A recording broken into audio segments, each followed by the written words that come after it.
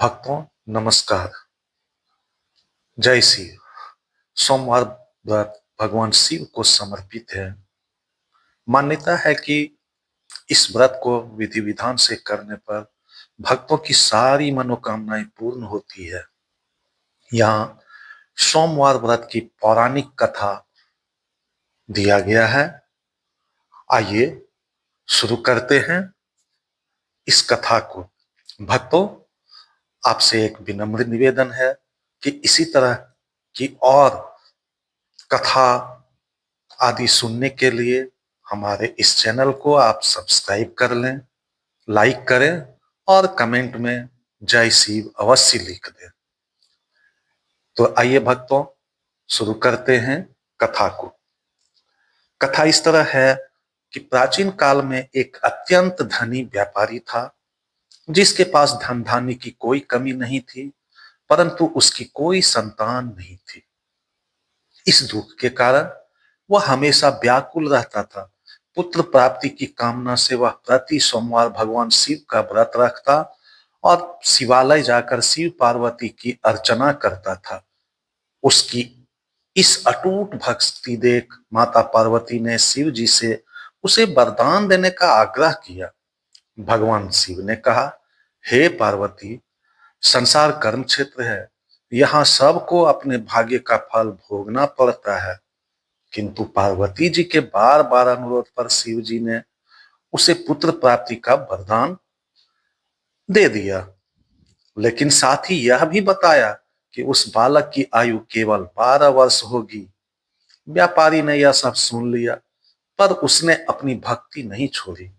जब बालक 11 वर्ष का हुआ तो व्यापारी ने उसे उसके मामा के साथ काशी विद्यालय विद्या प्राप्ति के लिए भेजा।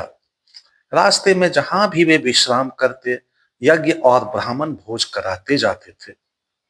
रास्ते में एक राजकुमारी का विवाह था, जहां दूल्हा एक आंख से काना था। दूल्हे के पिता ने व्यापारी के सुंदर पुत्र को धोखे से उसकी जगह खड़ा कर दिया। बालक ने राजकुमारी के दुपट्टे पर लिख दिया कि तुम्हारा विवाह तो मुझसे हुआ है, पर जो राजकुमार तुम्हारे साथ जा रहा है वह काना है। राजकुमारी ने असली राजकुमार को अपनाने से मना कर दिया। इधर काशी में 12 वर्ष की आयु पूरी होते ही बालक के प्राण निकल गए। मामा के विलाप को सुन वहां से गुजर रहे शिव पार्वती ने उसे देखा। पार्वती जी ने करुणा भाव पर शिव जी ने बालक को पुनर्जीवित कर दिया। बालक अपनी पत्नी के साथ घर लौटा। व्यापारी यह देख अत्यंत प्रसन्न हुआ।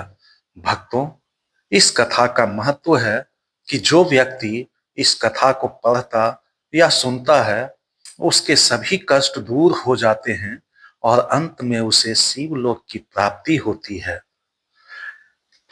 क्या आप सोमवार व्रत की पूजा विधि या उद्यापन के बारे में भी जानना चाहेंगे? यदि जानना चाहते हैं तो आप कमेंट करके जरूर बताएं। हम अगली वीडियो में उसको भी बताएंगे। तो भक्तों, कैसा था ये कथा? आशा करता हूं कि आप सब इस कथा का लाभ उठाए होंगे और आप इस तरह की और कथा सुनने के लिए हमारे चैनल को सब्सक्राइब कर लें, लाइक करें और कमेंट में हर हर महादेव जरूर एक बार लिख दें।